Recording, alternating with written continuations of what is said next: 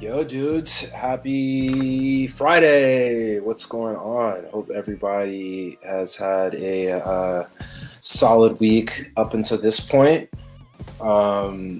Just reflecting on a couple of things as we transition. Wow, holy crap, to the third week of April, which is coming up, which has been pretty cool. Can't believe we're already 4 months or almost a third of the way done with 2019. But just super stoked and super pleased to be here and alive and kicking and still hanging out with you guys. For the past, I would say, those are my dogs. I think they're barking at me. But what I would say, consistently for the past 4 or 5 weeks, I have gone live with you guys on Fridays, just as a way to check in. I post a lot of content, but I always want to, make sure that I'm actually having conversations with you guys and talking to you about, what's going on in my world. And so, my top 5 of the week or T's 5 of the week is an opportunity to do that. Real simple, real easy. Every Friday, I just I talk to you guys about the 5 things or the 5 coolest things that I've seen in my world. Hopefully, my recommendation is something that, counts for something for you. If not, run away from the opposite direction. You don't have to listen to my advice, but, hopefully I'm dropping some dimes for you guys. So this week we have, this week's top 5. We're going to be covering what I'm eating, what I'm listening to. I've got a quotable for you guys. What I'm reading, and then what's the 5th one? I think I got a 5th one. I'm sure I got to figure out what that is. Okay, all right, for sure. Let's go ahead and get started. So top 5 for the week of April 6th through April 14th. So what am I eating? I don't have cookies for you guys today, but what I do have are these magical waffles. Oh my God, let me tell you about these Vans gluten-free blueberry waffles. Now, as I've gotten into my 30s, I've had to make some different food choices, right? And I would say that this journey has been so much about discovering, like a lot of the nutritional stuff that people used to, or the nutritional advice that, we've gotten, or that has been, historical, I guess you should, or I could say, well, it might not be as factual as, we'd like to think that it is. Right. And so, a lot of, like, in 2019, I committed to being excellent, and as part of excellence, that's really just taking control of, like, my health. Right. Everything I quantify, like, my health and wellness as physical wellness, emotional wellness, spiritual wellness, environmental wellness, emotional wellness, and then my physical wellness, right? So the activity that I'm doing and the food that I put in my body. And so the big thing for me has been cutting down on some different areas that I didn't realize, from like a wellness perspective, were impacting me. So working to lower my sugar, right? Like lowering my sugar intake. Making sure that I'm hitting my not only my macronutrients, like my fats, my calories, my proteins, but also hitting like my micronutrients, right? Making sure that I'm getting like the right minerals and, cutting down on some other areas, right? So in terms of my macros, I'm really trying to cut down on carbohydrates, which for me, the foodie, is tough. I like chips and I like bagels and I like pizza and I like all that stuff with that really, white flour that's like doughy and delicious donuts, like all that good stuff. And let me just tell you, like, moving to my 30s, I just can't do it quite as much anymore. I feel sluggish. I don't feel healthy.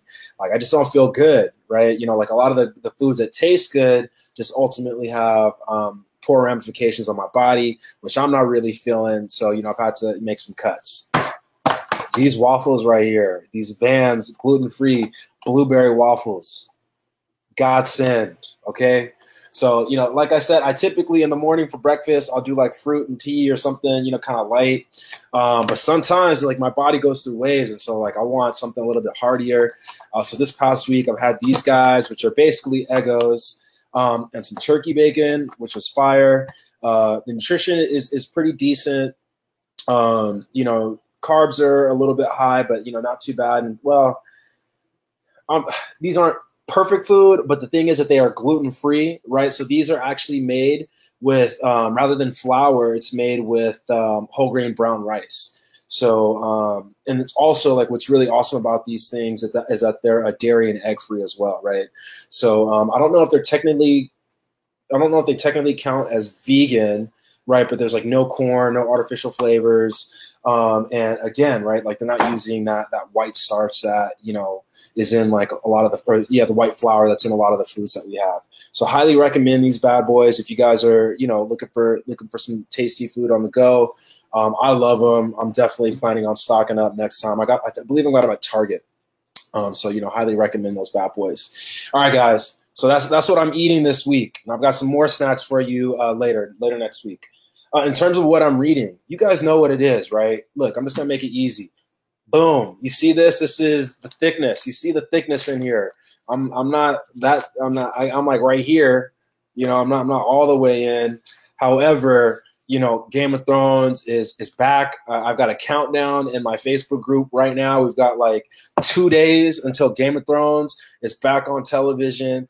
So I'm getting my fanboy, my nerdy on, and I'm going back to, you know, reading the books, taking furious notes. I'm also like embarrassed to tell you guys, but I've been watching a lot of fan fiction videos on YouTube. Don't get buried into this Game of Thrones fan fiction because it's a black hole. But, you know, I take my fandom seriously, so I can't wait for this next season to come out. And so, you know, what better way to celebrate this next season of Game of Thrones than by diving headfirst into the books, right? So I'm reading the third books of the game. So it's called Storm of Swords by George R.R. Martin. In terms of what I'm listening to, okay, so I actually just started playing this earlier today. Anderson.Paak has a new album out. If you guys don't know Anderson.Paak, oh man, let me tell you what you're missing out on. This dude is, you know, just probably one of the illest musicians, performers, instrumentalists of all time, right? Like he, you know, plays multiple instruments. He's a singer. He's got bars. He's a producer. He's a writer. He's a drummer. And this is, I believe, his third album. So I actually discovered Anderson.Paak through my Selection Connection, one of my favorite DJs. This dude named Mr. Carmack had a dope collaboration with Anderson.Paak when his name was actually Breezy Lovejoy back in the day. He changed his name from Breezy Lovejoy to Anderson.Paak and just has continued to, you know, release like some of the dopest music out there. I mean, he's probably like your favorite artist. He's worked with guys like, you know, Dr. Dre. I actually believe he's still on Aftermath Records. But he's worked with Mac Miller. He's worked with, I mean, you know, just anybody, really, some of like the best musicians in the game right now. So I'm really stoked to dive into this album. You know, it's certainly there has been a space in music for, you know, quality music for some time. And Anderson.Paak is just one of those consistent dudes that puts out dope music, you know, on a regular basis. So, you know, really excited to dive into this album. It's called Ventura, if you're interested in checking it out. In terms of what I am watching, dudes, that is number 4 on T's top 5 for the week. And so what I'm going to say is that I have started watching Our Planet, which is a new television docuseries on Netflix. And I mean, in addition to, you know, so let me just go ahead and set the stage for you. It's, you know, I don't know exactly know how many episodes that there are, but this series is very similar to Planet Earth or Blue Planet, if you guys have ever watched any of those series. And, you know, in addition to, you know, being shot really like just beautifully, like an HD, there's some really powerful storytelling, right? Like we see some really amazing things in terms of what our planet's capable of, like what, you know, some of these different like creatures and animals that are living in our planet, like what some of their habits are. And then also the show makes you ask yourself some questions in terms of, your own culpability to our planet's future. What I can say is that this week my theme has been, so I have my theme of excellence in 2019. During the month of April, I'm really focusing on deconstructing things that are difficult. And this week in particular, a friend of mine mentioned that she felt like maybe doing things outside of like my normal operating procedure or my normal way of doing things would be a good way to, get some of the results that I seek in my life.